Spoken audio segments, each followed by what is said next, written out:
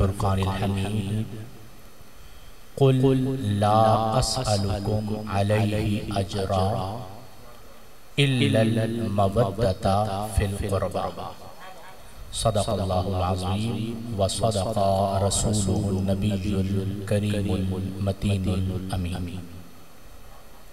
आज की ये खूबसूरत महफ़िल सय्यदे सज्जाद हज़रत इमाम सय्यदुना ज़ैनुल आबिदीन और सय्यदुल आबिदीन रज़ियल्लाहु ताला अन्हु की सीरत के हवाले से इनेकाद पज़ीर है। आपकी इल्मियत यानी इमाम ज़ैनुल आबिदीन की इल्मियत और इल्मियत को आप जोड़ लीजिए फ़क़ाहत से। किससे? फ़िक़्ह में महारत को फ़क़ाहत कहा जाता है। आपकी बल्कि मैं इससे पहले से शुरू करूँगा। आपकी रिवायत हदीस, आपकी फ़क़ाहत, आपकी इबादत, आपका अखलाक, इन जहतों पर आज की मेरी गुफ्तगू मुश्तमिल होगी। लेकिन तमहीदन में ये बात जिक्र कर दूँ कि हम पर ये फ़ज़्ल खुदाबंदी है कि अल्लाह ने अपने करोड़ों बंदों में से हमें मुहिब्बे अहले बैत, ग़ुलामाने अहले बैत और ज़ाकिरीने अहले बैत होने का शर्फ़ अता फरमाया है। और इमाम ज़ैनुल आबिदीन रज़ियल्लाहु अन्हु ने एक मौके पर खुद इरशाद फरमाया कि जो अहले बैत रसूल से आखिरत के लिए मोहब्बत करेगा अल्लाह ताला उसे आखिरत में जन्नत अता फरमाएगा। और एक मौके पर आपने फरमाया कि जो अहले बैत रसूल से आखिरत के लिए मोहब्बत करेगा तो अल्लाह ताला उसे क़यामत के दिन अपने साया रहमत में जगह अता फरमाएगा। और एक मौके पर आपने फरमाया चूँकि हम इंसान हैं तो दुनियावी लालच भी होती है, गर्ज़ व गायत भी होती है, चाहत भी होती है। तो बाज़ औक़ात हम काम इसलिए भी करते हैं कि घर में बरकत हो जाए, तो दुनियावी हवाले से इसका ताल्लुक है कि ये जिक्र करेंगे कि घर में बरकत होगी। ठीक है जी। तो आपने फरमाया यानी अगर आप गर्ज़ दुनियावी के लिए भी अहले बैत से मोहब्बत करते हैं तो वो भी ज़ायद नहीं, वो भी ज़ायद नहीं। आपने फरमाया कि जो अपनी किसी दुनियावी गर्ज़ की बिना पर भी अहले बैत से मोहब्बत करेगा अल्लाह ताला दुनिया में उसे वसीउर रिज़्क़ बना देगा।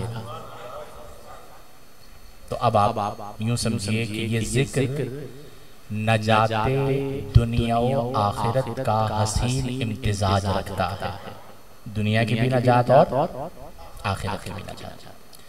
ये बात याद रखिएगा कि अहले बैत की मोहब्बत और मवद्दत जिस दिल में नहीं है, चाहे वो ला इलाहा इल्लल्लाह मुहम्मदुर रसूलुल्लाह पढ़े, चाहे वो इक़रार तौहीद व रिसालत करे, बकिया तमाम अक़ाइद का इकरार करे, लेकिन अगर उसके दिल में मोहब्बत अहले बैत नहीं है तो वो मोमिन ही नहीं।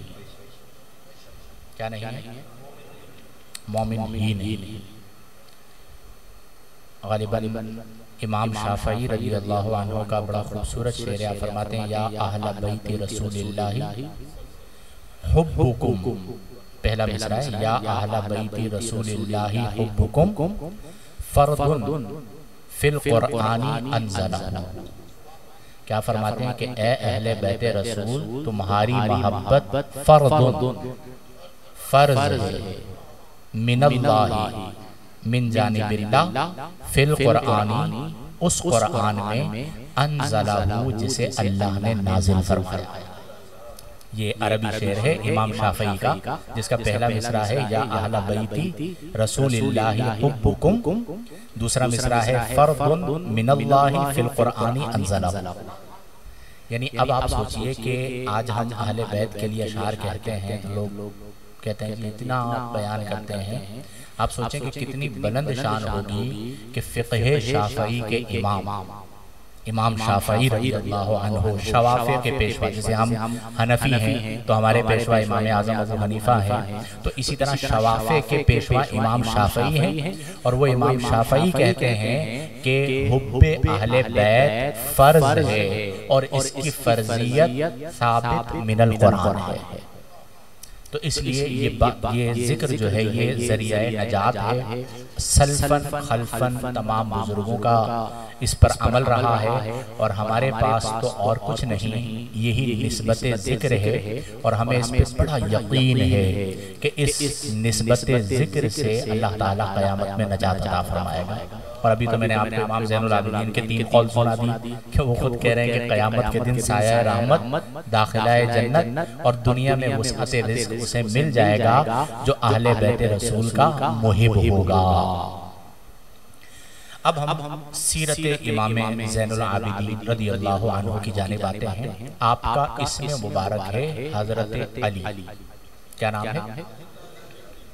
जैसे मशहूर है हज़रत अली असग़र, हज़रत अली अकबर, और आप चूँकि दरमियान में हैं तो आप हैं अली औसत। क्या है? अली औसत। औसत वस्त से ना दरमियाना, तो इस एतबार से औसत जो है आपको कहा जाता है। तो नाम आपका हज़रत अली और कुन्नियत आपकी अबू मोहम्मद। क्या है कुन्नियत? जरा ऊंची आवाज से बोलिए। कुन्नियत आपकी और लक़ब आपका एक तो सज्जाद, एक ज़ैनुल आबिदीन, और एक लक़ब अल्लामा इब्न असीर ने एक रिवायत लिखी, उसमें जो आपका लक़ब जिक्र किया गया और वो लक़ब है जो नबी करीम की ज़बान से आपको मिला, वो है सय्यदुल आबिदीन। क्या लक़ब है? हम तो ज़ैनुल आबिदीन मशहूर लक़ब है। हदीस में जो हमें लक़ब मिलता है, सहाबा में से बाज़ बयान करते हैं कि हज़रत अली रज़ियल्लाहु अन्हु आए तो उन्होंने अर्ज़ की कि या अली, हम नबी करीम के पास बैठे हुए थे और नबी करीम सल्लल्लाहु अलैहि वसल्लम के पास इमाम हुसैन आए, छोटी उम्र में थे, खेलते हुए। तो नबी करीम सल्लल्लाहु अलैहि वसल्लम ने इमाम हुसैन को देखा तो फरमाया, मेरा ये बेटा है, अल्लाह ताला इसे एक बेटा अता फरमाएगा जिसका नाम अली होगा। यानी आपकी विलादत की खबर भी सरवरे दो आलम सल्लल्लाहु अलैहि वसल्लम अता फरमा रहे हैं कि जो बेटा होगा हुसैन का, उसका नाम क्या होगा। और क़यामत के दिन फिरिश्ता सदा देगा कि सय्यदुल आबिदीन खड़े हो जाएं, तो उस मौके पर हुसैन का वो बेटा सय्यदुल आबिदीन के तौर पर मैदान महशर में खड़े होंगे। तो इसका मतलब ये हुआ कि आपकी विलादत से क़ब्ल आपकी आमद की खबर अल्लाह के रसूल सल्लल्लाहु अलैहि वसल्लम ने अता फरमाई और लक़ब भी सय्यदुल आबिदीन अता फरमाया। और ये लक़ब इसमें बामुसम्मा है, यानी इसका माना और ज़ाते इमाम सज्जाद ज़ैनुल आबिदीन रज़ियल्लाहु अन्हु दोनों एक दूसरे पर सादिक़ आती हैं और अपने कमाल के साथ सादिक़ आती हैं। चुनाचे आपका इसमें गिरामी, आपकी विलादत मुबारक, फिर आपका इमाम आली मकाम रज़ियल्लाहु अन्हु के साथ सफ़र मुबारक। अब यहाँ पर जब हम ज़िक्र अहले बैत करते हैं तो शायद बाज़ लोगों के, चूँकि आप तरतीब के एतबार से हज़रत मौलाए कायनात अलीउल मुर्तज़ा शेर खुदा रज़ियल्लाहु अन्हु पहले इमाम, हज़रत इमाम हसन मुज्तबा रज़ियल्लाहु अन्हु कौन से इमाम, हज़रत इमाम हुसैन और हज़रत ज़ैनुल आबिदीन कौन सा नंबर आया? चौथा। तो दर्जे के एतबार से तरतीब के। अब जब हम अइम्माए अहले बैत का जिक्र करते हैं, किसका जिक्र करते हैं? अच्छा, ये भी याद रखिएगा कि शियों के हवाले से अइम्माए अहले बैत का जिक्र ज़्यादा मिलता है और सुन्नियों में अगर कोई करे तो बाज़ लोग कहते हैं कि हमारे यहाँ भी इमाम होते हैं, तो ये इमाम हमारे ही इमाम हैं। बात समझ आई? तो ये नहीं होगा कि मेरी चीज़ कोई चोरी करने की कोशिश करे तो मैं भी हथियार डाल के बैठ जाऊँ, नहीं, मैं तो इमाम का जिक्र नहीं करूँगा, ये हमारे ही इमाम हैं। और इमाम क्यों मानते हैं? मैंने कहा आप मस्जिद के इमाम को इमाम मान लेते हैं, हम तो इमाम ज़ैनुल आबिदीन को इमाम मानते हैं, आप उनको कहते हैं हमारे इमाम साहब। ठीक है, तो हमारे इमाम तो इमाम ज़ैनुल आबिदीन हैं। तो ये जो आइम्मा हैं 12 आइम्मा, हज़रत इमाम महदी तक, आपके ज़ुहूर तक, ये सारे अहले सुन्नत के इमाम हैं, हमारे पेशवा हैं, और हमें इस पर फख्र है कि हम इनके मुक्तदी हैं और ये हमारे मुक्तदा हैं। ठीक है। तो जब हम इनका जिक्र करते हैं तो ये सारे आइम्मा अपने ज़माने के सबसे बड़े उलमा, सबसे बड़े क्या थे? उलमा, मुहद्दिसीन, मुफक्किरीन, मुतकल्लिमीन वगैरह, यानी उस जमाने के। आप इमाम जाफर सादिक रहमहुल्लाह को पढ़ें, आपकी अक्ल दंग रह जाती है कि कैसे हो सकता है इतना बड़ा कमाल एक बंदे के पास। आप इमाम बाक़िर को पढ़िए, आपकी अक्ल दंग रह जाती है कि इतने बड़े बड़े लोग, और कैसे बड़े ना हो कि किस निस्बत और किस घराने से ताल्लुक रखते हैं। बल्कि मैं तो ये कहता हूँ कि ये 12 पिलर्स हैं जिन पर इल्म और फ़क़ाहत और हदीस और रिवायत जो है वो कायम है, इन पिलर्स पे कायम है। तो आपके इल्म के हवाले से मैं चंद बातें जिक्र करूं। सबसे पहली बात, चूंकि ये वो ज़माना था जो ज़माना था रिवायत हदीस का। कौन सा ज़माना था? चूंकि हदीस नबी करीम के कौल या फेल या तकरीर को कहा जाता है, तो उस ज़माने में, यानी ताबईन ही के ज़माने में, बल्कि सहाबा के ज़माने में अहादीस याद की जाती थी। ताबईन और ताबईन के ज़माने में अहादीस का इंज़िबात किया गया और उन्हें ज़ब्त तहरीर में लाया गया। तो ये वो ज़माना था। तो हज़रत इमाम ज़ैनुल आबिदीन रज़ियल्लाहु अन्हु, और ये बात मैं अपनी तरफ से नहीं कह रहा, अल्लामा इब्ने हजर अस्क़लानी, कौन? अल्लामा इब्ने हजर का है मेरे साथ। अभी मैं ये भी सोच रहा हूँ शाह साहब के अहले सुन्नत को इस तरफ लाएं कि इनको कुछ याद भी करवाएं। वो चिंगाड़ने वाले मौलवियों ने तो बड़ा गलत कर दिया। मतलब महफिल के बाद लंगर में पूछते हैं क्या हुआ था, तो अंदाज याद होता है, अल्फाज याद नहीं होते। ठीक है जी, क्या बयान किया है, करोड़ों रुपए झोंक दिए, अरबों रुपए झोंक दिए, सिखाया क्या है?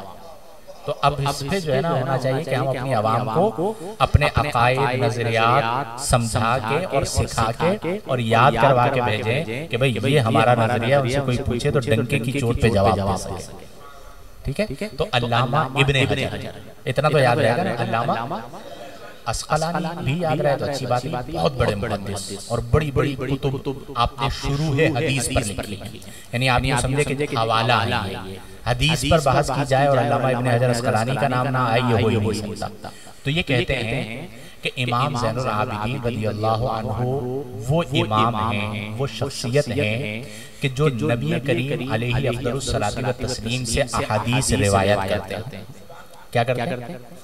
अच्छा, अब रिवायत का मतलब क्या होता है कि मिसाल के तौर पर शाह साहब ने एक बात फरमाई, मैंने इनसे सुनी और फरहान जुनैदी साहब को बताई, तो ये इनको बताते हैं।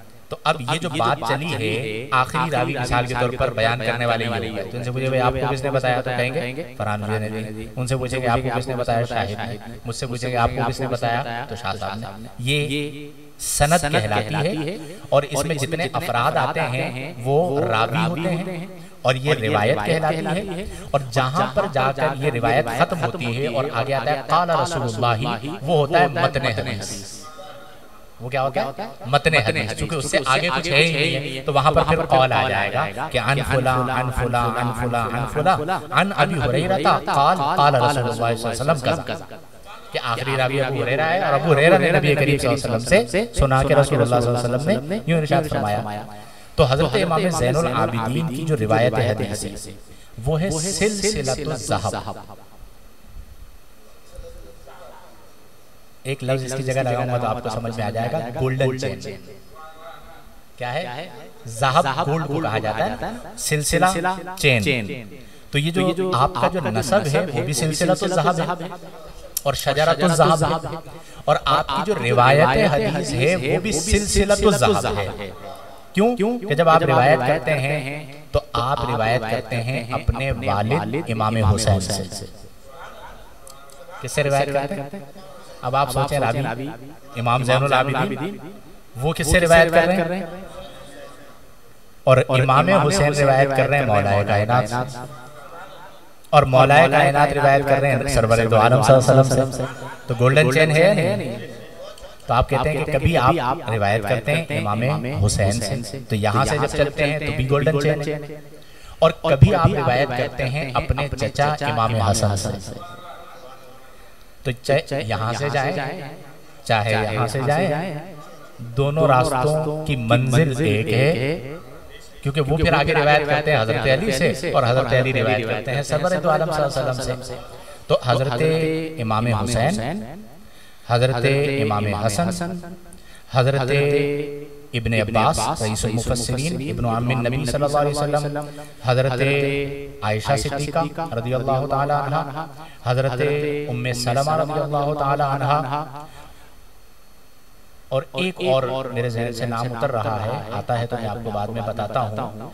इन तमाम हजरत अबू हुरैरा से आपकी रिवायत है। तो ये वो तमाम अफराद हैं जिनसे इमाम ज़ैनुल आबिदीन ने रिवायत हदीस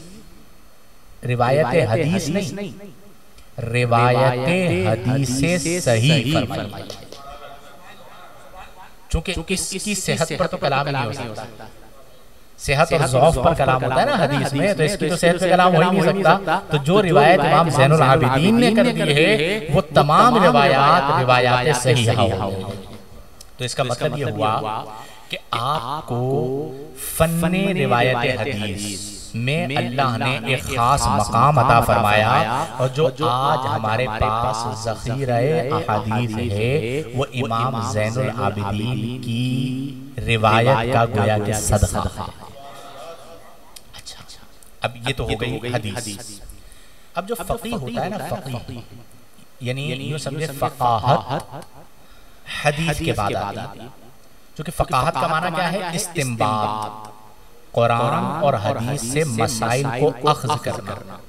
ठीक है जी, यानी इमाम आज़म तो आप फ़क़ीह हैं, क्यों? आपने कुरान और हदीस से इस्तिंबात फरमाया, यानी मसाइल को निकाला। इस आयत से ये मसला साबित हुआ, इससे ये साबित हुआ, इशारतन साबित हुआ, सराहतन साबित हुआ, दलालतन साबित हुआ, इक़्तिज़ाअन साबित हुआ, जिन्हें कहा जाता है इबारतुन नस, इशारतुन नस, दलालतुन नस और इक़्तिज़ाउन नस वगैरह। तो इस एतबार से फ़क़ाहत बाद में आती है। अब उस ज़माने के अल्लाहु अकबर बहुत बड़े फ़क़ीह थे इमाम ज़ाहरी। कौन थे?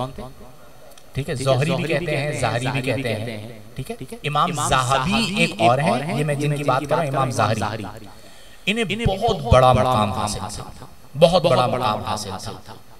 तो ये कहते हैं कि मा रअयतु अहदन अफ़क़हु मिन ज़ैनुल आबिदीन। आप कहते हैं मैंने रूए ज़मीन पर इमाम ज़ैनुल आबिदीन से बड़ा फ़क़ीह कोई नहीं देखा।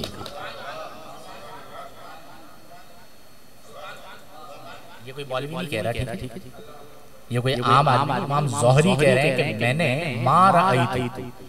और आप जानते हैं कि ये एक मसला चला आता है कि जब मबलग़ इल्मी बहुत बढ़ जाता है ना, तो दूसरे की तारीफ बड़ा मुश्किल काम होता है।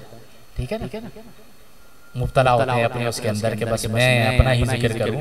तो बड़े बड़े लोगों को आपने देखा होगा ज़बानों पे बिलखुसूस तसव्वुफ से जो दूर होते हैं। सूफी जो होता है वो तो फिर आला मंच का आदमी होता है, उसका तो फिर मशरबी और होता है। तो इमाम ज़ोहरी ने जो है वो इस बात को बयान किया कि मैंने इमाम ज़ैनुल आबिदीन से बड़ा फ़क़ीह कोई देखा ही नहीं। अब इसकी एक मिसाल दूं आपको। एक बार वो आए तो आपने पूछा कि वो किस मसले के बारे में बहस कर रहे थे। इमाम ज़ैनुल आबिदीन ने पूछा, कहा जी वो रोज़े पर बात हो रही थी कि रोज़े की कितनी किस्में हैं। तो हमने ये तय किया कि रोज़ा 10 किस्मों पर है। कितने किस्मों पर है? 10 किस्मों पर है। और उनमें से एक जो है वो रोज़ा सिर्फ रमज़ान का फ़र्ज़ है, बकिया।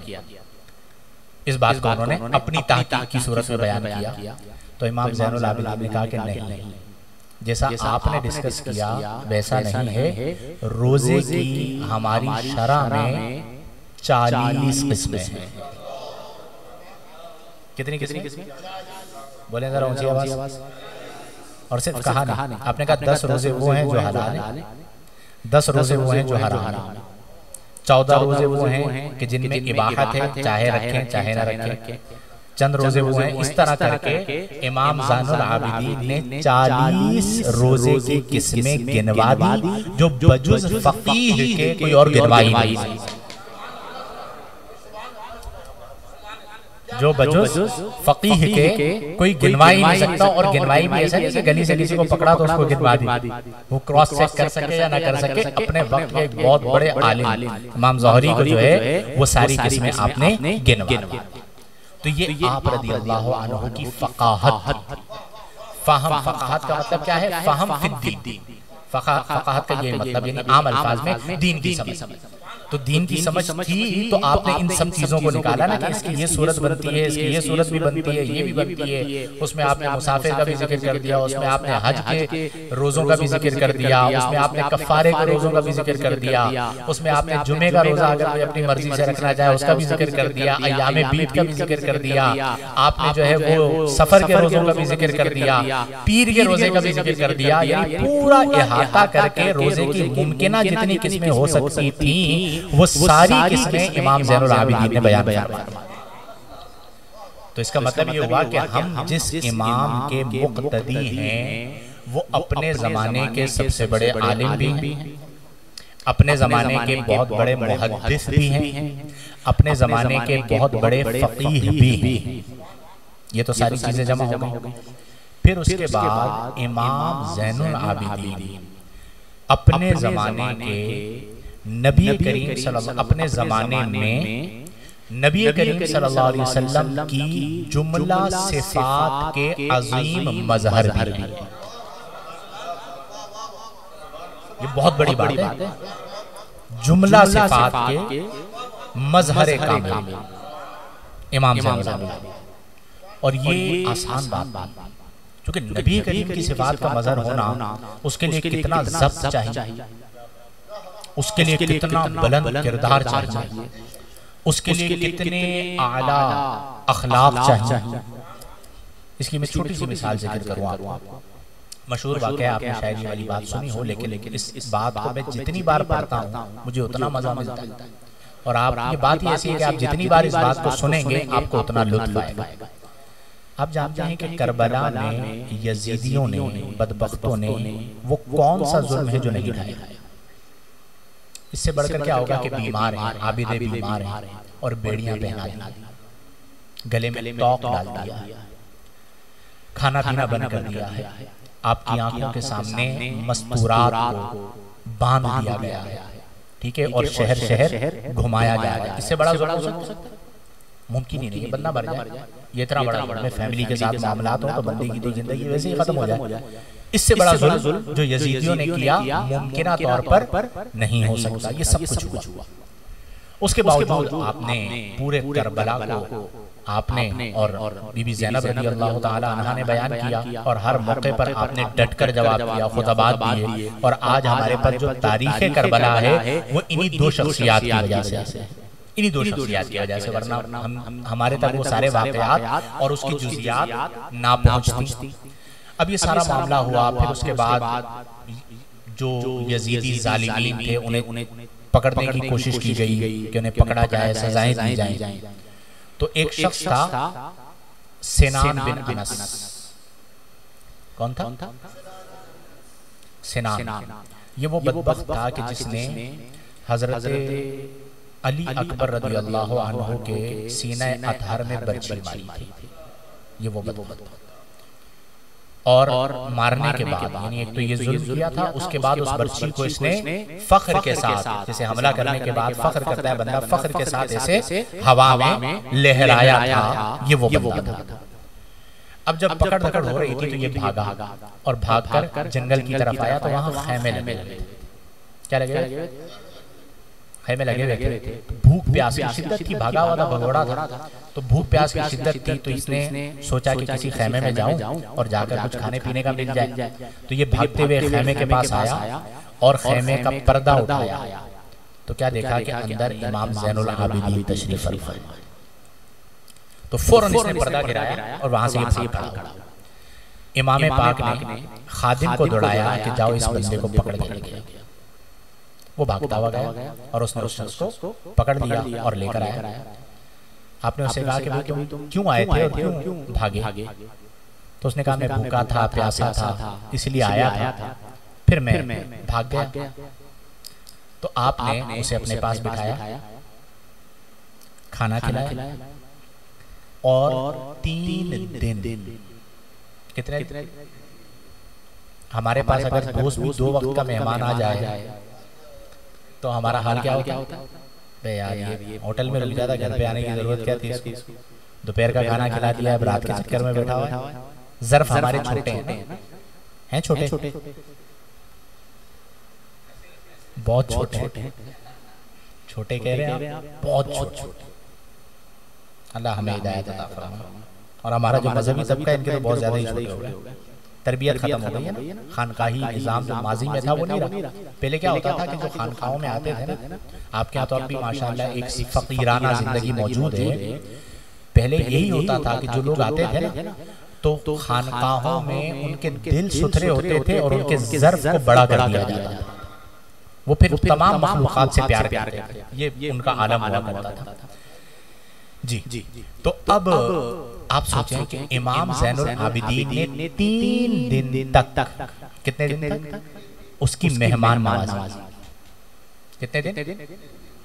और उसके बाद जब उसे रवाना करना था तो उसे अशरफियाँ दी कि रास्ते में सफर है, तुम्हें काम आएंगी। अब जब वो रवाना होने लगा तो उसने एक बात कही। उसने कहा कि आपने मेरी इतनी खिदमत, इतनी खातिर मदारत की, शायद आपने मुझे पहचाना नहीं। क्या कहा? शायद आपने मुझे, अगर आप मुझे पहचान लेते तो मेरी इतनी तवाज़ो ना करते। ये ज़र्फ, ये शान, ये अज़मत, ये रिफ़अत अगर मैं आपको कहूँ तो मैं ये बात हल्फन कह रहा हूँ, इंसान के बस की बात आती। हमारे कोई नाराज हो आ जाए तो हम दरवाजा नहीं खोलते, और आप ने उसे जाना, आपने फरमाया कि नहीं, तुम्हें गलत फहमी है। जब तुमने पहली बार खैमे का पर्दा उठाया था, मैंने तुम्हें उसी वक्त पहचान लिया था कि तुम वो हो, सिनान हो, जिसने मेरे जवां साल भाई अली अकबर के सीने में बर्छी मारी। मैंने तुम्हें उसी वक्त पहचान लिया और फिर मैंने खादिम को भेजकर तुम्हें बुलवाया, और अभी 3 दिन जिक्र भी नहीं किया आपने उसके सामने। आपने फरमाया मैंने तुम्हें उसी वक्त पहचान लिया था, लेकिन बात यह है कि जो तुमने किया वो तुम्हारा किरदार था, और जो मैंने किया है ये हमारे अखलाक हैं। आप मुझे बताएं कि भाई का कातिल, मजमे जालिमीन का एक फर्द यजीदी, जिसने इतने बड़े जुल्म उठाए हैं, ये गोया कि जिस तरह नबी करीम सल्लल्लाहु अलैहि वसल्लम ने फतेह मक्का पर तमाम मुशरिकीन मक्का के लिए ऐलान किया था कि ला तसरीबा अलैकुमुल यौम व अंतुम तुलाका, आज के दिन तुम पर कोई जोर जबरदस्ती नहीं और तुम सब आजाद हो। जो मैंने ये बात कही ना कि नबी करीम के जुमला सिफात की आपकी जात मजहर है, ये वाकया उसकी मिसाल है कि आपने उसी का सबूत दिया कि नबी करीम ने जानी दुश्मनों को फतेह मक्का पर आम माफी अता फरमाई। तो इसी तरह इमाम ज़ैनुल आबिदीन ने भी अपने पूरे घराने के साथ जुल्म करने वाले जमात के एक फर्द को न सिर्फ माफ फरमाया बल्कि अशरफियां भी दी, और 3 दिन तक अपने पास रखकर उसकी तवाज़ो फरमाया। अब यहाँ पर एक बात है, अगली बात की जानिब जाने से पहले कहना चाहूंगा जो बहुत अहम है हम सब के लिए, चूंकि वाकया बयान करना और उस वाकये से सबक हासिल करना, क्या हासिल करना, ये बुनियादी। इसीलिए हमारे असलाफ जितने भी वाकयात लिखते हैं तो उसके बाद एक हेडिंग आती है सबक, दर्स, कि आपने इस वाकये से सीखा क्या, आपको मिला क्या। यहाँ पर हमें 2 चीजें, पहली चीज मोमिन होता ही वो है कि जिसका ज़र्फ पड़ा। क्या हो?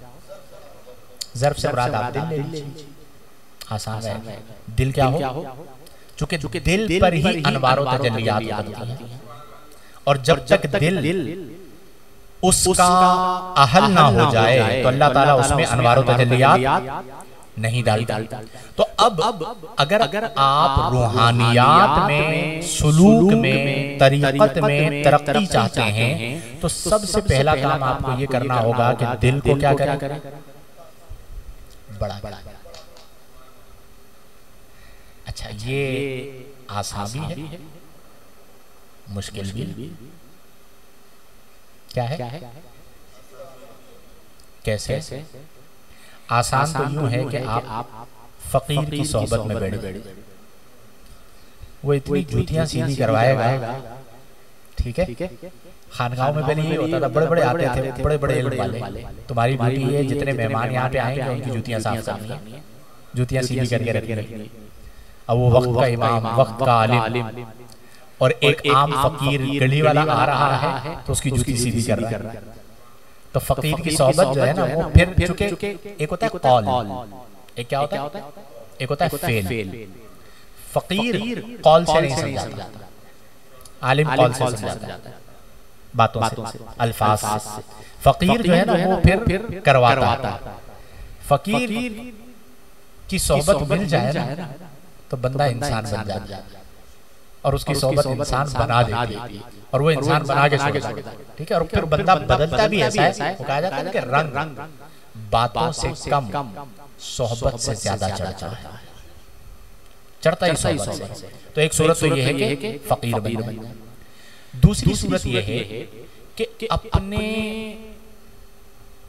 दुश्मन को इस तौर पर ना देखें कि वो मेरा दुश्मन है।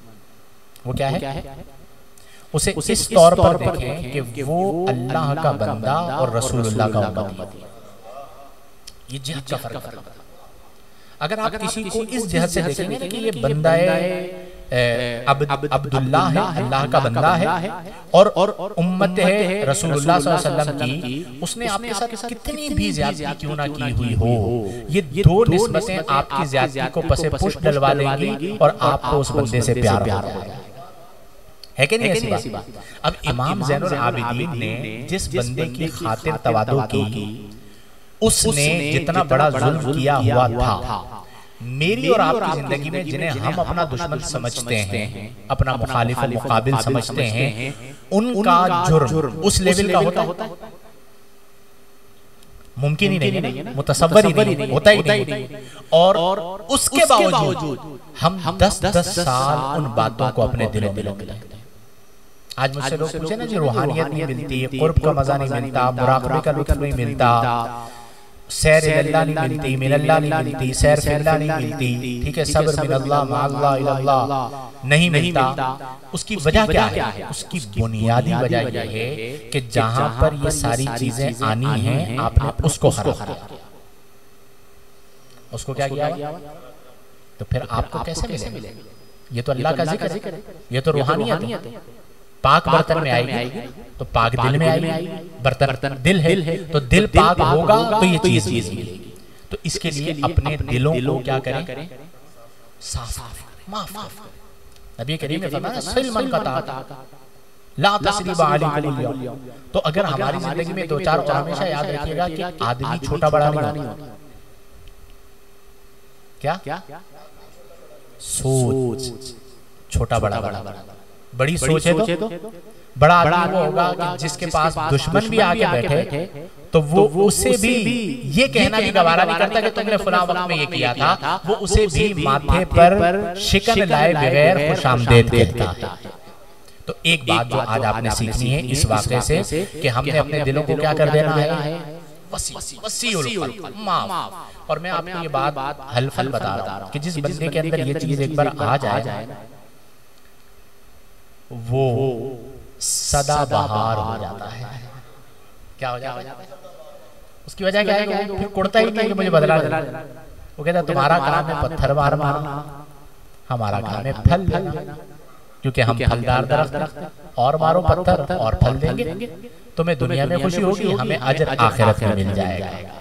तो इमाम ज़ैनुल आबिदीन रज़ियल्लाहु अन्हु की सीरत का ये पे। अब इसके बाद थोड़ा और आगे चलते हैं ताकि ज्यादा चीजें कवर हो जाए।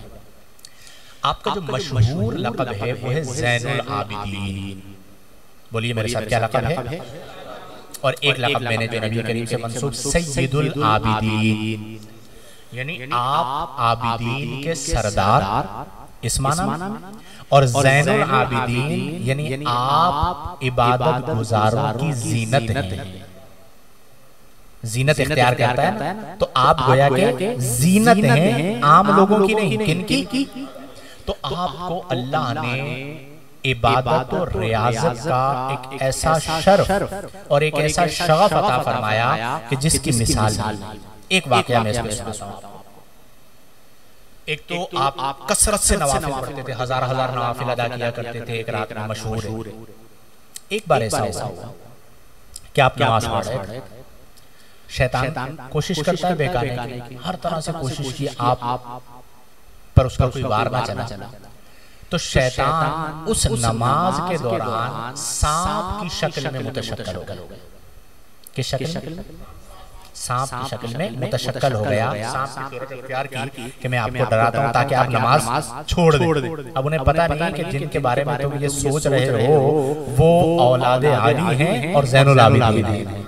उन्हें जान की जो है वो फिक्र कब आप नमाज अदा कर रहे थे तो सांप बनकर वो आपके करीब आया कि आप उसे देखकर घबरा जाएंगे। अब जैसे हमारे पास तो कोई छोटी सी चीज का साया भी नजर आ जाए तो भाग जाते हैं हम, क्योंकि हम जो नमाज पढ़ते हैं वो नमाज जो है वो अंता अब्दुल्लाह का अन्नहु तरा फ़इन लम तकुन तराहु फ़इन्नहु यराके के तहत नहीं होती। अब शैतान जब करीब आया, यानी सांप की शक्ल में करीब आया, तो आपने नमाज जारी रखी। अब उसने देखा कि जी नमाज तो फिर भी जारी रखी हुई है, तो उसने अपने मुंह को खोला और आपके कदम मुबारक पे जो अंगूठा था उस अंगूठे को अपने मुंह में ले लिया। अब आप एक लम्हे के लिए तसव्वुर करें कि इस मौके पर नमाज को कायम रखना कोई आसान काम है, और उससे आपको दर्द शुरू, तकलीफ भी शुरू। बस ये वो लम्हा था कि जब आपके दिल पर इल्का हुआ और आपने जान लिया कि ये शैतान मरदूद है, ये सांप नहीं, ये कौन है? शैतान मरदूद है। तो आप रज़ियल्लाहु अन्हु ने अपनी नमाज को जारी रखा, नमाज को मुकम्मल किया, ला हौला वला कुव्वता इल्ला बिल्लाहिल अलिय्यिल अज़ीम पढ़ा, तो वो मरदूद रफ़ा हुआ और आपने इस इस्तिक़ामत पर अल्लाह का शुक्र अदा किया। अब आप सोचिए कि इबादत और रियाजत का आलम क्या है। इबादत और रियाजत में किस कदर आपको इस्तिग़राक़ हासिल है। आज हम जब नमाजें पढ़ते हैं तो हमारा यही अलविया है कि हम अपनी ज़ात के मुशाहदे से निकलते ही नहीं, वरना नमाज में तो बंदे का हाल यही होना चाहिए कि वो अपनी ज़ात के मुशाहदे में ना हो, बल्कि अपनी ज़ात के मुशाहदे से निकलकर सिफ़ात इलाही के मुशाहदे में मुस्तग़रक़ हो जाए। ये वो नमाजें थी कि फिर जिन नमाजों को खत्म करने का जी नहीं करता, फिर बंदा जाता है क़याम ही करता रहूं।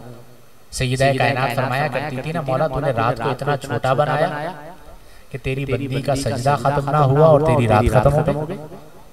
तो ये ज़ौक़ अल्लाह तबारक व तआला ने आपको अता फरमाया कि आप इस कदर कसरत के साथ इबादत किया करते थे कि ज़ैनुल आबिदीन के लक़ब से आप मशहूर हो गए। और आज भी आप देखें कि अक्सर लोग होते हैं जिन्हें नाम नहीं पता, उनसे पूछा जाए इमाम ज़ैनुल आबिदीन कहते हैं, अली औसत, ये नाम अक्सर को नहीं पता होता। आपका नाम अली है, लक़ब जो है वो आपका ज़ैनुल आबिदीन। अच्छा, जब आप इबादत और रियाज़त पर इस्तिक़ामत इख्तियार करते हैं तो इसका एक लाज़मी फ़ायदा ये होता है कि आपके जिस्म में इत्मीनान आ जाता है। क्या आ जाता है? और जब आपके जिस्म में इत्मीनान आ जाता है, यानी ठहराव आ जाता है, तो आपका ऐसा आपके सामने बाज़ अमाल ऐसे भी होते हैं कि जिस पर शदीद गुस्सा बनता है। क्या बनता है? शदीद गुस्सा बनता है, लेकिन उस शदीद गुस्से के वक्त आपको गुस्सा दिलाने वाले पर प्यार आ रहा होता है।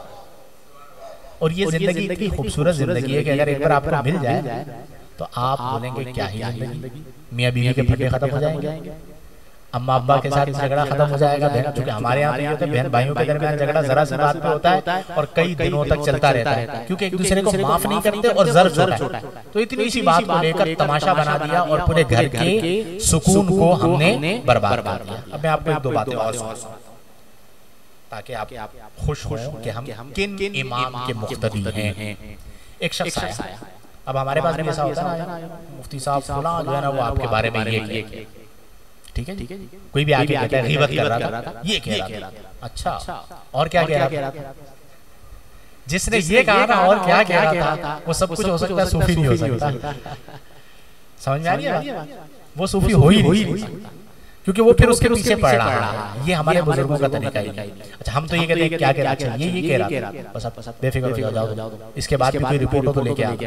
हमारे आजकल यही होता है ना, मजहबी तबके में रिपोर्टें लेने के लिए ब्रोकर होते हैं ना, जिस तरह घर बेचने के लिए, इसी तरह हमारे यहाँ खबरें देने के लिए भी मुखबिर होते हैं। वो खबरें जमा करके वो आपने ये, अच्छा फिर वो पूरी महाजर आई और इतना शासन तशरीफ फरमा है हमारे मजहबी तबके में बाज माफियाज, कौन है माफियाज, उन माफियाज ने इतना बर्बाद कर दिया, इतनी नफरतें एक दूसरे के खिलाफ दिलों में डाल दी कि आप यकीन कीजिए कि अगर मैं यूं कहूं ना कि हमारे बहुत से ऐसे लोग हैं कि जिनका हाल ये हो चुका है कि वो मोमिने कामिल की फहरिस्त से निकलकर मुनाफिक़े अमली के तबके में आ चुके हैं। तो ये गलत, मैं आपको सही बात बता, और ये मैं कोई गलत बात नहीं कहता, आप खुद अपने मुआशरे में देख, निफाक कूट के भरा, दो चेहरे होते हैं ना, सामने का चेहरा और पीछे का चेहरा और, जब मौका लगा काट दिया। जिस दीन ने, जिस जिक्र ने इतनी इज्जतें दी होती हैं, उसी दीन की अता करदा इज्जतों को हम अपनी अनानियत के खातिर पामाल कर, और हमारा जो मजहब का इनके दिल बहुत छोटे। मैं अक्सर एक बात कहता हूँ शाह साहब, यहाँ पे भी दोहराता हूँ, शायद एक बार पहले भी मैंने जिक्र की थी कि हमारे यहाँ होता है लिसानी तासुब। कौन सा तासुब? पंजाबी, पठान, बलूच, सिंधी, उर्दू, मेमन, है ना? अब लिसानी तासुब की जो मौत है वो जाहिलियत की मौत, और आज भी हमारे माशरे में लिसानी तासुब पाया जाता है या नहीं पाया जाता? कई ऐसे इलाके आप जाके वहां पे घर नहीं ले सकते, क्योंकि हमारी जबान का नहीं, शदीद पाया जाता है। अब मुझसे कोई पूछे कि मुफ्ती साहब आज हम बटे में बर्बाद क्यों हैं? इसलिए हैं कि जिस तासुब से रसूलुल्लाह ने निकाला था, आज 1400 साल बाद तुमने उसी तासुब के अंदर अपनी जिंदगियों को डाल दिया। तो लिसानी तासुब है हमारे, उसके साथ हमारे यहाँ एक और तासुब है इलाकाई तासुब। कौन सा तासुब? ये हमारा इलाका है पंजाब, सिंध, केपीके, बलूचिस्तान, यहाँ कोई और आके बाज़ घर भी नहीं रहते, ये वहां से आया है, हम इसको घर नहीं देंगे। तो लिसानी तासुब और इलाकाई तासुब। इसके साथ अब हमारा अलमिया ये है कि हमारे यहाँ तंजीमी तासुब, खानकाही तासुब और शख्सी तासुब, ये तीन तासुब हमारे मजहबी है कि नहीं? और ये मुतासिब हम बनाते हैं कि ये बस ये मेरा मुरीद है ना, तो बस ये मेरे साथ रहे, दूसरा बंदा तो कुरान भी पढ़ रहा हो तो ये उसको ना सुने। और ऐसे लोग हैं आज भी कि मुकर्रिर कुरान पढ़ रहा होगा, हदीस पढ़ रहा होगा, चूंकि वो मेरी खानकाह का, मेरी तंजीम का या मेरी मंजूर नजर शख्सियत नहीं है, तो इस बिना पर मैं कुरान नहीं सुनूंगा। ये मैं आपको बता रहा हूँ, ऐसा है हमारे माशरे में। उठ के निकल जाएंगे, वो ये नहीं देखेंगे कि यार जो बंदा है उसको छोड़ो, वो जो कह रहा है वो तो कुरान है, वो तो हदीस है। बांट दिया तासुब, और इस चीज ने आज हमें बर्बाद कर दिया। और इसी बिना पर आपस में गीबतें होती हैं और बढ़ते चले जा रहे हैं बड़े बड़े नाम, दिल उनके इतने छोटे और इंतहाई दर्जे के बखील। फिर कहते हैं मुफ्ती साहब बड़ी सख्त बातें कह जाते हैं मजे के अंदर। अब है तो मैं क्या करूं, जो फैक्ट है मैं उसको तो नहीं बदल सकता ना। बखील एक लफ्ज ज़बान पर नहीं आता। अब सुनिए इस बात कि जिनको हमने इमाम माना उनकी सीरत का आलम कहता है। एक शख्स आया, उस सुफियान बिन उयैना बहुत बड़े आलिम हैं, ये बयान करते हैं, कहते हैं मैं मजलिस में बैठा हुआ था इमाम ज़ैनुल आबिदीन के पास, एक शख्स आया और उसने आके कहा कि हज़रत वो जो फलां आदमी है वो आपकी ग़ीबत कर रहा है। क्या कर रहा है? आपने कहा अच्छा कौन? फलां। कहा चलो मेरे उसके पास चलते हैं। क्या करते? जो ग़ीबत यानी बुराई कर रहा था इमाम ज़ैनुल आबिदीन, कहा चलो उसके पास चलते हैं। उसने कहा चलिए आप चलते हैं। पूछा कौन कर रहा था? ये कर रहा था। अब आप देखें कि हम जैसा बंदा हो तो जाकर उसकी तो खैर नहीं, ऐसी की तैसी कर देना, जैसे कहा जाता है कि तूने ये बोला कैसे मेरे बारे में। अगर उसने हक भी बोला होता है तो हम ऐसे नहीं है भाई, तूने बोला कैसे, मैं ऐसा हूँ या नहीं हूँ, तूने बोला क्यों। इमाम ज़ैनुल आबिदीन उसके पास पहुंचे, उसने आपने फरमाया कि तुमने ये बातें कही, अगर मैं ऐसा ही हूँ, अब ये जुमला सुनने वाला और ये फसीहुल कलाम, ये इमाम ज़ैनुल आबिदीन कह सकते हैं। आपने फरमाया कि अगर मैं ऐसा ही हूँ जैसा तूने कहा, इमाम ज़ैनुल आबिदीन ने कहा अगर मैं ऐसा ही हूँ जैसा तूने कहा, उसने बुराई बयान की, तो अल्लाह मुझे बख्शे। और अगर मैं ऐसा नहीं हूँ और आप ऐसे नहीं जैसा तूने कहा, तो अल्लाह तुझे बख्शे। समझ रहे हैं? ये इमाम ज़ैनुल आबिदीन की, अगर मैं ऐसा ही हूँ जैसे तूने कहा, तुम अल्लाह मुझे बख्शे, और अगर मैं ऐसा नहीं हूँ तो अल्लाह तुझे बख्शे। अब आप सोचें कि गीबत करने वाले को दुआ दे रहे हैं बख्शिश। ये चीजें आज हमने छोड़, हम किरदार, अच्छा इसके लिए किरदार, इसके लिए अना को फना करना पड़ता, क्या करना पड़ता। एक बार ऐसा हुआ, एक और बार आज हमारे होता है एक शख्स के बारे में, हमारे यहाँ देखिए आलिम जो होता है ना, आलिम या सूफी, ये होते हैं तबीबुल कुलूब। कौन होते हैं? दिल के मरीज, दिल का जो मरीज है उसके तबीब, रूहानी मुआलिज, ठीक है, इनका काम ये है। अब उलमा का काम क्या है? इस्लाह करना। अब आप मुझे बताइए कि अगर कहीं पर गैर शरई या दीन के लिए नुकसान का सबब कोई काम हो रहा है और मैं इस मसनद पर मुझे बिठाया गया और मैं वहां पर एका के हक नहीं करता, तो मुझे बताइए क़यामत के दिन मुझसे पूछा जाएगा नहीं पूछा जाएगा?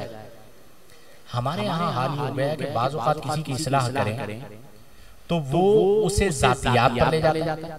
और अब तो एक तबका ऐसा हो गया शाह साहब कि जो चाहता है कि उलमा भी हमारी मर्जी की बोली, जहां पर आजादी इजहार राय वाले मौलवी आते हैं तो इसको दोबारा नहीं बुलाना, ठीक है जी। अब दरबारी मौलवी भी होते हैं जो फिर इसी चक्कर के अंदर दो चार हमें प्रोग्राम्स मिल जाए, महफिलें मिल जाए, लिफाफे मिल जाए, तो वही नाम नाम करते रहते हैं, यस बॉस, यस सर, ये उनका मिजाज होता है, दीन को नुकसान होता है। आलिम जो है ना, आलिम उसका काम है अवाम को चलाना, ठीक है, तमाम लोगों को। अब आप तो उन्हें अपनी मुट्ठी का रुमाल बना लेंगे तो फिर पूरा मजहब और मसलक बर्बाद नहीं होगा तो क्या होगा? क्योंकि जो चलाने वाले थे वो माफिया से दब गए। पाकिस्तान बर्बाद क्यों हुआ? माफियाज की वजह से ना, कि माफिया ने पूरी ब्यूरोक्रेसी को जो है, वो ब्यूरोक्रेसी भी माफिया है कि उसने और दीगर लोगों ने निजाम को दबा लिया। हमारे यहाँ ये सिलसिला होता है। अच्छा, मैं जो वाकया बयान कर रहा हूँ बड़ा अहम वाकया। अब होता है कि किसी एक के बारे में, मेरे बारे में मिसाल देता हूं, मेरे बारे में किसी ने कोई बात की, उसका मेरा आमना सामना होगा और मैं उस्ताद मिसाल के तौर पर आला, मतलब उससे दर्जे में आला। अब जब आमना सामना होगा तो आपका क्या ख्याल है कि मैं उसे जलील करूंगा नहीं करूंगा? आप लोग तो थोड़ा सा उसने जन रखेंगे मेरे से, लेकिन मैं हालात बयान करता हूँ कि मौका लगेगा तो मैं बोलूंगा बेटा तूने ये बात बोली। हमारा मुआशरा ही है, जलील करेंगे और कुछ नहीं होगा। जलील नहीं कर पाऊंगा तो इसको नहीं बुलाना महफिल, टेढ़ी आंख से जरूर देखूंगा, ठीक है। पोस्टर में इसका नाम नहीं डालना, इसकी तस्वीर छोटी करो, इसका नाम छोटा करो। अच्छा, बाज ऐसे सीधा दलेर है, अल्लाह इनको हिदायत अता बनते हैं अपने वक्त के सबसे बड़े सूफी। क्या बनते? बातें सुने कहेंगे ये सूफियाना बातें, ठीक है जी। वो जाके कोई जब मकाम अक़रबियत और अहदियत और मैयत की बातें कर रहे होंगे, और इनका हाल ये है कि एक पोस्ट और एक तस्वीर की वजह से ये गुस्से में आ जाते हैं कि तुमने मेरी तस्वीर बाद में और फलां की पहले क्यों लगाई, और मेरे नाम के साथ ये लक़ब क्यों नहीं लगा। और चमचा समझते हैं, चमचे, इनसे भी अल्लाह बचा, ब्रोकर, ठीक है, ये पाले में आ गया। नहीं जी आपने ये भी लक़ब लिखना है, ये भी लिखना है, तो हजरत साहब आएंगे, ओ भाई कुछ खुदा का खौफ करो, कुछ थोड़ी सी शर्म हया करो कि दीन हमारा ये कहता है कि आजिज़ी इख्तियार करो, और तुम्हारा एक लक़ब हटाया तो तुमने सनाए रसूल से इनकार कर दिया। फिर तुम कहते हो कि हमें कुछ कहो, तो भाई हका के हक तो किया जाएगा। तो हमारा हाल है। अब मैं ये वाक़या बता रहा हूं कि ज़र्फ कितना बड़ा। इमाम ज़ैनुल आबिदीन मस्जिद से कहां से निकले? अब मैं बयान करके यहाँ से बाहर निकलूं, एक बंदा मुझे रोके और बुरा भला कहना शुरू कर, जिससे मेरा कभी वास्ता ही ना पड़ा, पहली बार मुलाकात। तो आप मुझे बताइए कि क्या हाल है? बोलूंगा भाई क्या हो गया, दिमाग तो ठीक है, पहली बार देख रहा हूँ, पहली बार मिल रहे हो ना, तुम्हारा लेना देना नहीं मेरे साथ, तुम्हारा मसला क्या? ऐसे ही करूंगा ना मैं। आप मस्जिद से निकले, कौन निकले हैं? हमारे यहाँ तो फूफा ही खत्म नहीं होती ना, हल्का आबाब होता, सबके सामने कैसे बोला? इमाम ज़ैनुल आबिदीन और मुरीदीन और खादिमीन साथ मौजूद हैं।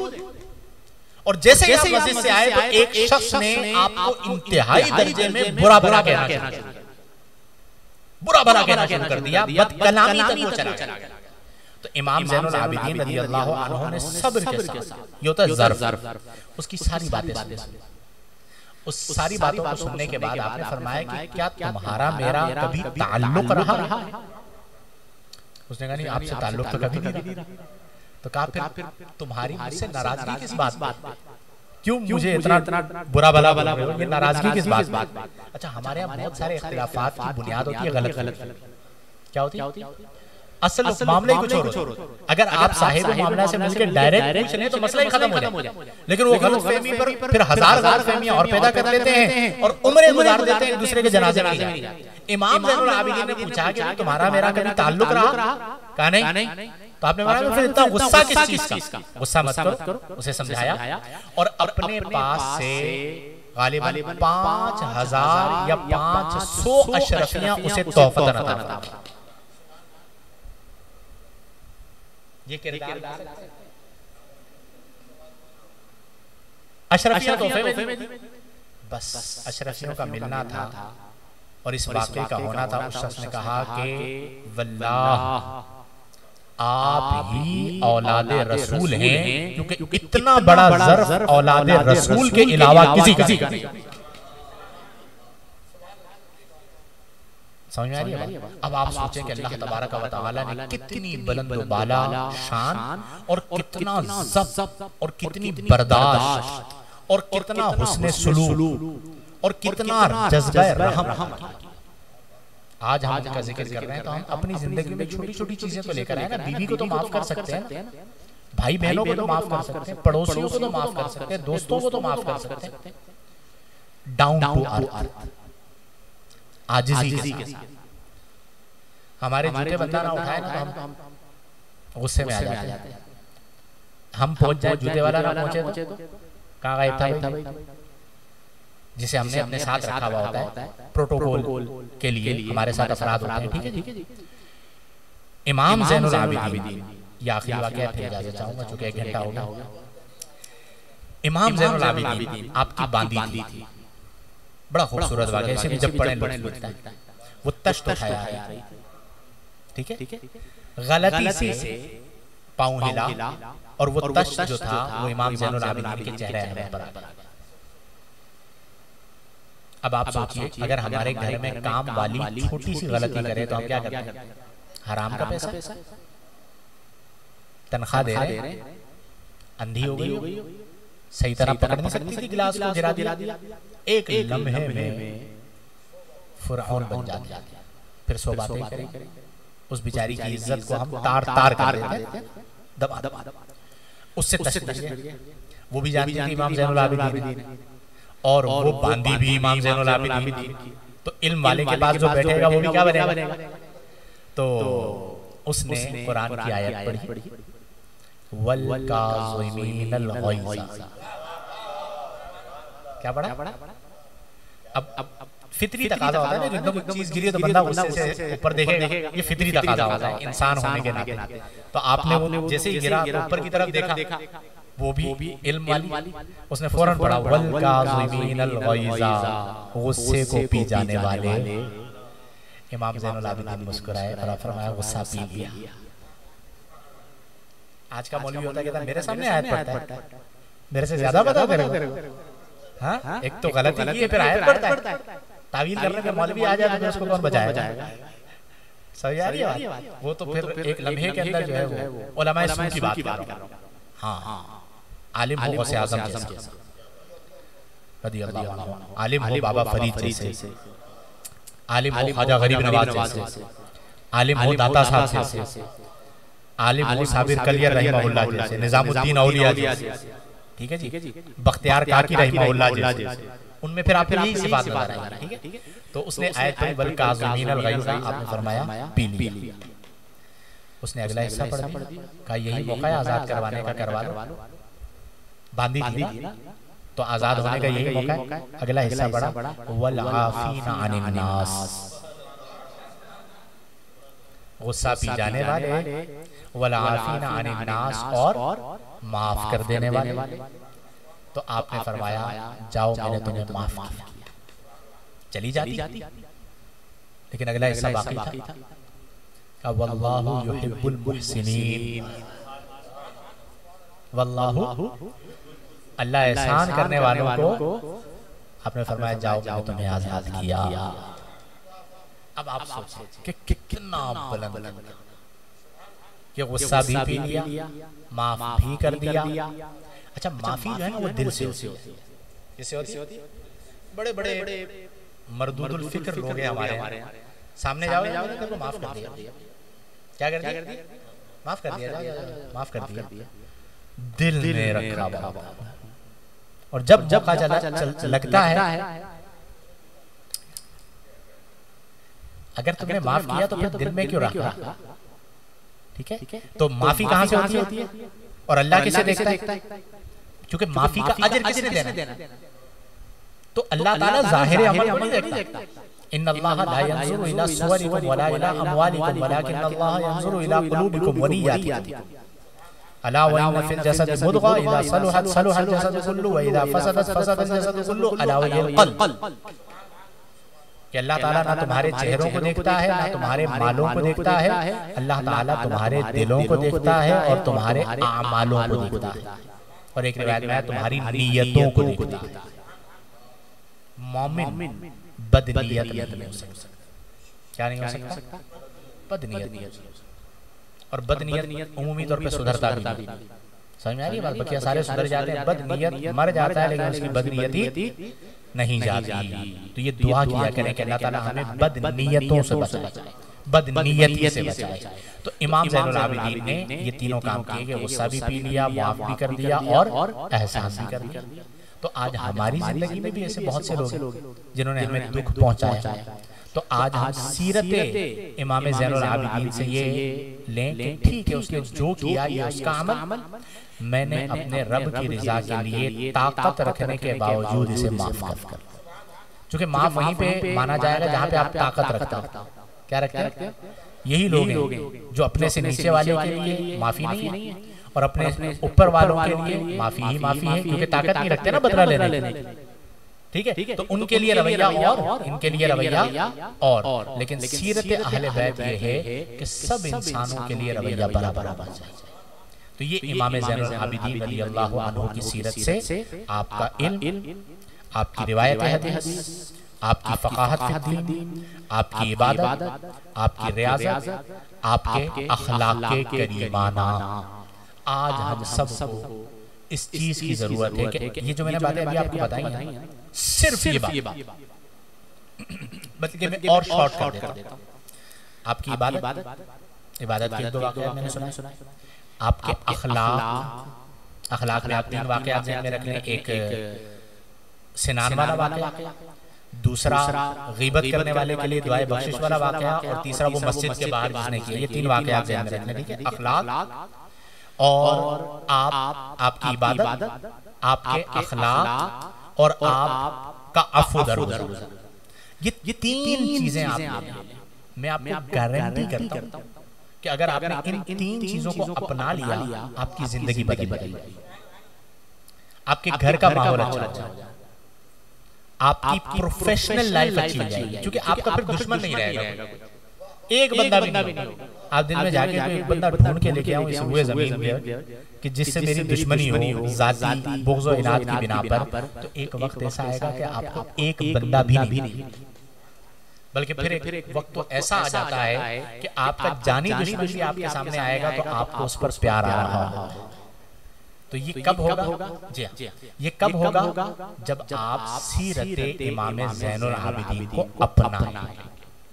और आज हमें इस पूरे उम्मत मुस्लिमा को इस अमर की बहुत जरूरत है कि हम सिर्फ बयान, सिर्फ क्या ना करें और सिर्फ समाअत ना करें। आज आपने सुना है ना, कल तक आपने भुलाना नहीं, अब आपने इसको अपनी जिंदगी का हिस्सा बनाना है कि मैंने अपनी जात की खातिर गुस्सा नहीं करना। एक गुस्से को खत्म कर दें और अपने ऊपर लाजिम कर लें कि जब मुझे गुस्सा आए मैंने दुरूद पाक पढ़ना। कुछ अरसे तक आपको इसकी ऐसी प्रैक्टिस हो जाएगी कि फिर वाकईतन जब भी आपको गुस्सा आया करेगा तो आप दुरूद पाक पढ़ते हुए घर से निकल जाया करेंगे और बीवी बाद में जो है वो शुक्राने के नफल अदा किया करेंगे कि अच्छा हुआ चला जाएगा। क्योंकि यहाँ पे होता है तो बड़ा फसाद फैलाता है, ठीक है, बच्चों को भी डराता है, लड़ता भी है, मारते भी हैं, बाज़ लोग गालियां बकते हैं, बदतमीजियां करते हैं। हालांकि अच्छा फिर एक लम्हे में जब हम फिरौने वक्त बनते हैं तो हम उसकी सारी कुर्बानियों को भी पसे पसे डालते हैं।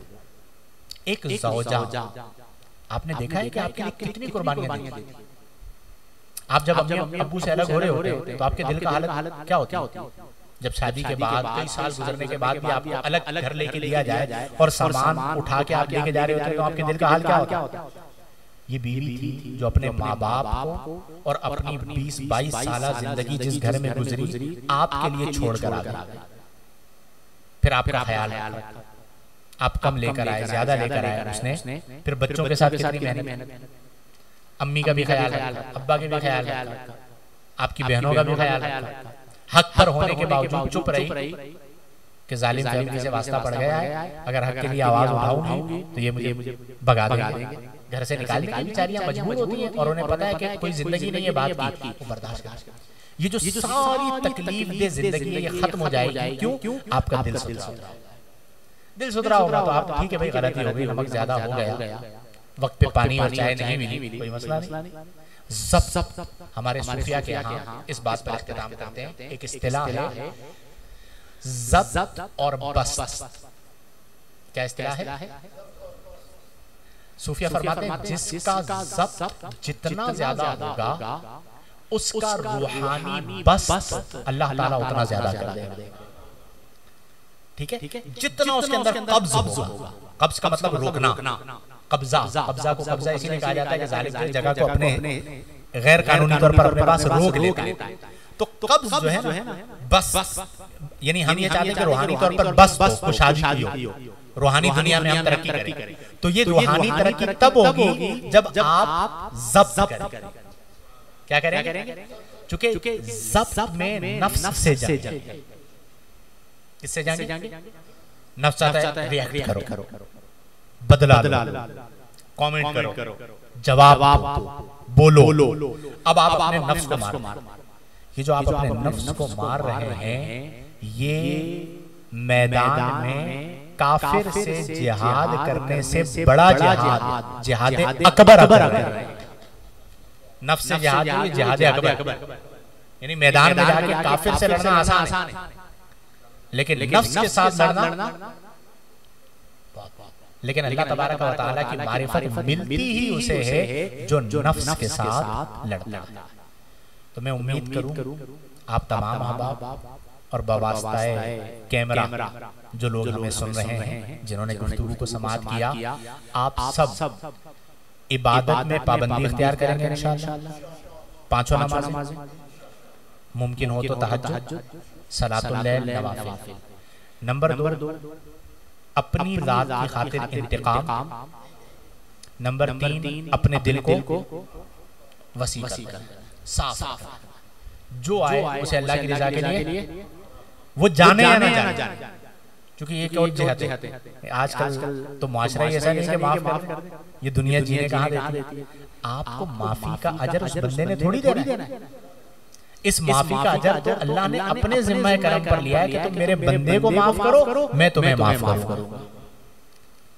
और अगर किसी का ऐप पता चल गया, आज हमारे यहाँ सोशल मीडिया पे ये बहुत ज्यादा होता है, वीडियोस वायरल करना, चलाना, तमाशा बना देना। अभी आपको लाहौर का वाकया पता होगा कि क्या तमाशा, यानी इतने इंसानियत से घिरे हुए हमारे बाज़ अफराद हो गए कि जो अपने व्यूज अपने लाइक्स और अपनी वीडियो को ट्रेंडिंग में लाने के लिए किसी की भी बहन बेटी की इज्जत उछालता है। और इसमें मेन स्ट्रीम मीडिया, आपको क्या जरूरत है कि आप उस औरत की तस्वीर लगाओ? अगर ये वाकया आपके मुताल्लिका किसी फर्द के साथ हुआ होता तो आप इसी तरह टाइमलाइन पे उसकी तस्वीर लगाते, उसकी जिंदगी को मुश्किल बना दिया। ठीक है, मान लें उसने गलत किया, आप जो कर रहे हो वो क्या है? नबी करीम सल्लल्लाहु अलैहि वसल्लम ने फरमाया कि जिसने जो शख्स दुनिया में किसी के ऐब पर मुत्तले और उसने उसके ऐब को छुपा दिया, क्या किया? यानी मुझे पता चला इसके अंदर ये मुत्तले हो, अब मैंने किसी को बताया नहीं, उसके ऐब को छुपा दिया, तो फरमाया जो दुनिया में अपने किसी मुसलमान भाई की पर्दा पोशी करता है, अल्लाह ताला इस पर्दा पोशी करने वाले की कयामत के दिन पर्दा पोशी फरमाएगा। हमारे भी तो कई ऐसे करतूत होते हैं ना जो हमारे और रब के दरमियान लोगों को नहीं पता होता। कयामत के दिन जो नामा अमाल पढ़ा जाएगा तो आप एक लम्हे के लिए तसव्वुर करें, रूह कांप जाए। लेकिन आप दुनिया में किसी के ऊपर पर्दा डालेंगे तो अल्लाह ताला कयामत के दिन आप पर पर्दा डालेगा, आपके नामा अमाल से उन गुनाहों को माफ फरमाएगा।